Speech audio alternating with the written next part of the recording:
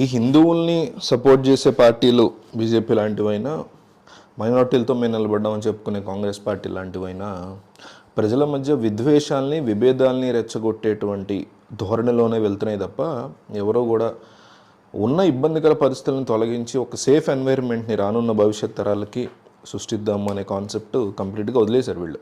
మొత్తం అన్ని రాజకీయ పార్టీలు ఎంతసేపు క్రిస్టియన్స్, ముస్లిమ్స్, హిందూస్ లేకపోతే సిక్కులు ఎవరితో ఏ రకమైనటువంటి గొడవ పెట్టచ్చు, తద్వారా తమకి ఓటు బ్యాంక్ రాజకీయాలు చేసుకోవచ్చు, ఆ ఓట్లతో గెలవచ్చు, గెలిచాక అందరూ గట్టే ట్యాక్స్ డబ్బుల్ని జేబులో వేసుకోవచ్చు, ఒక 5 రూపాయలు పడేసి మిగతా 90 రూపాయలు జేబులో వేసుకోవచ్చు, మళ్ళీ గెలవడానికి ఒక 50 రూపాయలు ఖర్చు పెట్టి 45 రూపాయలు తమ భవిష్యత్తు పిల్లలకి, వాళ్ళ మనవలకి, మనవరాలకి, లేదా తమ అహంకారం మేమే ఎప్పటికీ అధికారంలో ఉండాలి అనే కాంగ్రెస్ అహంకారం, బీజేపీ అహంకారంని అట్లా పైన చూపించుకోవడానికి మాత్రమే వీళ్ళు వాడుతున్నారు. ఇది అత్యంత తీవ్రమైనటువంటి అంశం ఈ దేశంలో. సమాజ్వాదీ పార్టీకి సంబంధించినటువంటి మరియా ఆలం అనే ఒక లేడీ లీడర్, ఆమె ముస్లిం కమ్యూనిటీ ఏరియాలో స్పీచ్ మాట్లాడుతూ ఎలక్షన్ టైంలో మీరు ఓటు జిహాద్ చేయాలి అనేసి ముస్లింలకి తీవ్రమైనటువంటి వ్యాఖ్యలు చేశారు. సో జిహాద్ అనేటువంటి పదం మనం దాదాపు నేను చిన్నప్పటి నుంచి ఒక 3 దశాబ్దాల నుంచి వింటూ వస్తున్నా. జిహాద్ అనే పదానికి ఉన్న డెఫినేషన్ వేరు, దాన్ని ముస్లిమ్స్లో కొన్ని వర్గాలు మార్చేసిన స్టైల్ వేరు. జిహాద్ అంటే బేసిక్గా పవిత్ర యుద్ధం. పవిత్ర అంటేనే అక్కడ మీకు ఎటువంటి హాని కలగకుండా చేయాల్సినటువంటి యుద్ధం అని తెలుస్తుంది. దాన్ని ఎందుకు పెట్టారంటే మీకు సొసైటీలో కానీ లేకపోతే వేరే అవుట్ సైడ్ ఫ్యాక్టర్స్ నుంచి, ఫోర్సెస్ నుంచి మీకు ఇబ్బందికర పరిస్థితులు తలెత్తినప్పుడు, ముస్లిమ్స్లో ఇస్లాం చెప్తోంది, ఖురాన్ ఏం చెప్తుందంటే మీకు బయట నుంచి అయినా ఇస్లాంలో అయినా ఏదైనా కొన్ని ఫోర్సెస్ మిమ్మల్ని ఇబ్బంది పెడుతున్నప్పుడు వాళ్ళ పట్ల మీరు యుద్ధం చేయాలి. ఆ యుద్ధం చాలా పవిత్రంగా ఉండాలి. అంటే ఎటువంటి హాని కలగజేయకూడదు మీరు, అట్లాగే ఎటువంటి తప్పుడు విధానాలతో మీరు వెళ్ళకూడదు, ఒక న్యాయంతో ఒక పోరాటాన్ని చేయాలి అనేసి ఖురాన్ చెప్తుంది. సో ఖురాన్ అయినా, భగవద్గీత అయినా, బైబిల్ అయినా ఇవన్నీ కూడా చాలా మంచి చెప్తాయి, కొంత చెడు చెప్తాయి. సో ఖురాన్లో పవిత్ర యుద్ధం అనే కాన్సెప్ట్ ఉంది.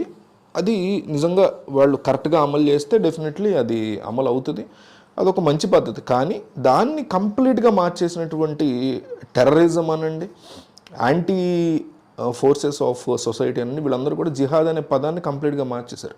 మీకు టెర్రరిస్టులు జిహాద్ అన్న ఒక బోర్డు పెట్టుకుని పవిత్ర యుద్ధంలో అసలు పవిత్రతే లేకుండా మనుషుల్ని చాలా దారుణంగా చంపడం, సొంత మనుషుల్ని అంటే ముస్లిం కమ్యూనిటీ మనుషులు కావచ్చు, క్రిస్టియన్ కమ్యూనిటీ కావచ్చు, హిందూ కమ్యూనిటీ కావచ్చు, వీళ్ళందరినీ కూడా టార్గెట్ చేస్తూ టెర్రరిస్టులు తమ మతానికి అన్యాయం జరిగిపోతుందన్న నెపంతో ఇతర మతాల వాళ్ళని చాలా దారుణంగా చంపుతూ టెర్రరిస్ట్ యాక్టివిటీలు చేస్తూ దానికి జిహాద్ అని బోర్డు పెట్టుకోవడం నుంచి ఈ జిహాద్ అనేది ఒక నెగిటివ్ పదంగా మారిపోయింది. లేదంటే నిజానికి అది ఒక మంచి పదం. సో నెగిటివ్గా అది మారిపోయినప్పుడు దాన్ని వాడకూడదు.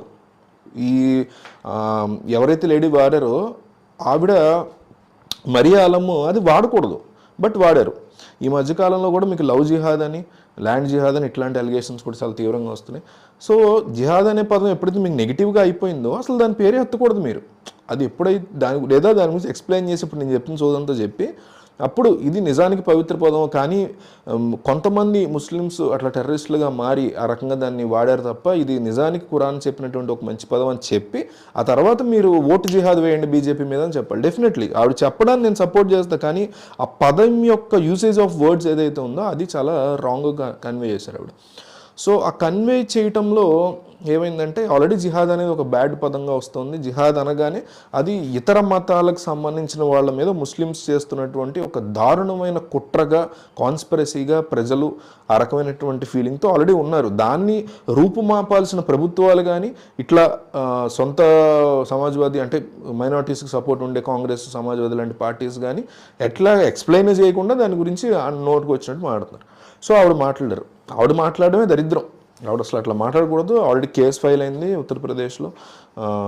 సో ఆవిడ మాట్లాడడమే కంప్లీట్లీ డిజాస్టర్ థింగ్. దాన్ని మళ్ళీ నరేంద్ర మోడీని ఎత్తినేసుకుని ఇట్లా అంటున్నారు కాంగ్రెస్ వాళ్ళు లవ్ జిహాద్ అని. సరే, రాజకీయాలకి సిగ్గు శరం లేకుండా వాళ్ళు రాజకీయాలకు వాడుకుంటారు. వీళ్ళకి బుద్ధి లేదు, జ్ఞానం లేదు. ప్రజలు చెప్తున్నా ఓటు బ్యాంకుగా తప్ప ఇంకే రకంగా చూడండి. వీళ్ళకి హిందువుల మీద ప్రేమ లేదు, ముస్లిమ్స్ మీద ప్రేమ ఉండదు. కేవలం విడదీసి ఏ రకమైనటువంటి కలహాలు రేకెత్తి దాన్ని ఓట్ బ్యాంక్గా మార్చుకుందాం. సో నరేంద్ర మోడీ కూడా అట్లా పెట్టడం కంప్లీట్లీ అవసరం లేనటువంటి అంశం. సరే, వర్స్ట్ కేసుల్లో వీళ్ళు ప్రవర్తిస్తారు కాబట్టి రాజకీయాలకు వాడుకున్నాడు అని అనుకుందాం. ఒక ప్రధానమంత్రి పొజిషన్లో ఉండి లవ్ జిహాద్ అయిపోయింది, ల్యాండ్ జిహాద్ అయిపోయింది, ఇప్పుడు వీళ్ళు ఓట్ జిహాద్కి వచ్చారు అనే మాట ఆయన వాడారంటే, సో లవ్ జిహాద్ అనేది ఇప్పటి వరకు ఒక కాన్స్పిరసీగా, ఒక అలిగేషన్గా ఉంది తప్ప ఒక్క చోట కూడా ప్రూవ్ అవ్వాల. నేను దాని మీద సపరేట్గా ఒక వీడియో కూడా చేశాను మన ఛానల్ నుంచి చూడండి. లవ్ జిహాద్ అనేది జరగలేదు అని నేను ఏ రోజు అనట్ల. లవ్ జిహాద్ అనేది లేదు, ముస్లిమ్స్ అందరూ అమాయకులు నేను చెప్పట్ల, హిందూస్ అందరూ అమాయకులు నేను చెప్పట్ల. ఖచ్చితంగా మీకు అవతల వైపు కూడా మీకు ముస్లిం ఫ్రెండ్స్ ఉంటే వాళ్ళ వాట్సాప్ గ్రూప్స్లో చూడండి, నేను అబ్జర్వ్ చేసావు సరే, వాళ్ళు కూడా లవ్ ధర్మ అనే కాన్సెప్ట్ని తీసుకొచ్చారు.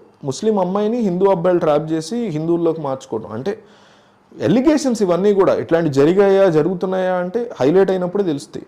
సో ఒక్క లవ్ జిహాద్ కేసుని కూడా ఇండియాలో ఈ రోజు వరకు మనం ప్రూవ్ చేయలేకపోయాము. అట్లా ప్రూవ్ చేసి నిజంగా మీకు కోర్టుల్లో నిజంగా ఇది జరుగుతోంది, వీళ్ళందరూ కూడా ఇట్లా చేస్తున్నారు, ముస్లిమ్స్ అందరూ కూడా, కొంతమంది ముస్లిమ్స్ అందరూ లేదా కొంతమంది హిందూస్ అందరూ కూడా ఈ రకమైనటువంటి ప్లానింగ్తో ట్రాప్ చేస్తున్నారు, ధర్మాన్ని మార్చే ప్రయత్నాలు చేస్తున్నారు వాళ్ళు అనేది ప్రూవ్ అయినటువంటి సంఘటన. అటు వాళ్ళు చేయట్లేదు ప్రూవ్, ఇటు వీళ్ళు చేయట్లేదు. వాళ్ళు ఇంకా ఎలిగేషన్స్లో స్లోగా ఉన్నారు, వాళ్ళు ఫాస్ట్ అవుతారు. ఇక నెక్స్ట్ ఏముంది, ఒక ఏడాదికి ఇంకా వర్స్ట్ అవుతాయి సిచ్యువేషన్స్ తప్ప బెటర్ అవ్వవు కాబట్టి వాళ్ళ ఎలిగేషన్స్ కూడా ఇక పెరుగుతాయి. సో ఇప్పుడు లవ్ జిహాద్ అనేది ప్రూవ్ అవ్వని పరిస్థితుల్లో, ల్యాండ్ జిహాద్ అనేది ప్రూవ్ అవ్వని పరిస్థితుల్లో ఒక దేశానికి సంబంధించిన ప్రధానమంత్రి ఒక వర్గం గురించి కేవలం ఓట్ల కోసం, ఓట్లు కూడా కాదు, ఓట్లు పడతాయి, మోడీ ఖచ్చితంగా మూడోసారి ప్రధానమంత్రి అవుతాడు, రాసిస్తా, కానీ 400 సీట్లు కొట్టాలి, ఒక చారిత్రాత్మక రికార్డుని నేను సాధించుకోవాలి, తద్వారా రానున్న ఇంకొక 40 ఏళ్ళు బీజేపీకి తిరిగి ఉండకూడదు అన్న ఒక్క కేవలం అధికారంలో మేము ఉండాలి, మళ్ళీ మేమే మా పార్టీయే ఉండాలి నా తర్వాత కూడా అనే ఒక అహంకారం కోసం కావాల్సిన 400 సీట్ల రికార్డు కోసం ఈయన మాట్లాడే మాటలు. అట్లాగని అవతల వాళ్ళు ఏం మాట్లాడట్లేదు, వాళ్ళనే నేను సపోర్ట్ చేయట్లా. ఈవిడ ఇలా మాట్లాడినప్పుడు వెంటనే నోరు మూసుకుని రావాలి, కానీ వెంటనే కండెమ్ చేయాలి ఈ మాటల్ని. మీరు ఎట్లా మాడతారు, జిహాద్ అనే వర్డ్ ఆల్రెడీ రాంగ్ అయ్యి స్ప్రెడ్ అవుతుంది కదా, దాని గురించి మీరు ఎక్స్ప్లెయిన్ చేసి మీరు అనాలి కదా. అట్లా ఎందుకంటారు, ఆవిడ సస్పెండ్ చేస్తున్నాం, లేకపోతే సమాజ్వాదీ పార్టీ కాబట్టి ఆవిడ ఆ పార్టీతో మేము పొత్తు పెట్టుకోము అనేటువంటి ప్రకటన చేయడం, ఇంకొకటి మేము కండెమ్ చేస్తున్నాం, ఆవిడ పర్సనల్ లెవెల్ వ్యాఖ్యలుగా చూస్తున్నాం, ఆవిడ మీద డెఫినెట్లీ కేసు అంటే ట్రాన్స్పరెంట్ రాజకీయాలు చేయకుండా మీకు కావాల్సిన ఓట్ల కోసం అటు కాంగ్రెస్ పార్టీ కానీ, ఇటు బీజేపీ పార్టీ కానీ, అటు రాహుల్ గాంధీ కానీ, ఇటు మోడీ కానీ, మిగతా వాళ్ళు కానీ అందరూ కూడా ఎవ్రీ రాజకీయ పార్టీ, లోకల్ పార్టీస్ అయినా ఎవరైనా కూడా వీళ్ళకి కేవలం కావాల్సింది ఓట్లు తప్ప ఏ రకమైనటువంటి ఆలోచన లేదు. ప్రజల్లో వాళ్ళు ఎట్లా ఆలోచిస్తున్నారు, వాళ్ళ మనస్సులు ఎంత కలుషితం అయిపోతున్నాయి. చిన్నప్పుడు ఒక గుడికి వెళ్ళినా, మేము గుడికి వెళ్ళేవాళ్ళం, మేము చర్చికి వెళ్ళేవాళ్ళం, వాళ్ళు చర్చికి వాళ్ళు వచ్చేవారు, గుడికి వాళ్ళు చర్చిలు మసీదులకు వచ్చేవారు. ఇట్లా రకరకాలుగా ఉండేది. అసలు ఈ రకమైనటువంటి పెంట తలకాయ నొప్పులు ఉండేవి కాదు. ఎప్పుడైతే ఈ విద్వేషాలను రెచ్చగొడితే ఓట్లు వస్తాయి అనేటువంటి కాన్సెప్ట్ తయారైందో అప్పటి నుంచి కూడా వీళ్ళు ఈ రెండు పక్షాలు కూడా ఇష్టం వచ్చినటువంటి వ్యాఖ్యలు చేయడం, ప్రజల మధ్య విద్వేషాలు రెచ్చగొట్టడం అనేది జరుగుతూ వస్తుంది.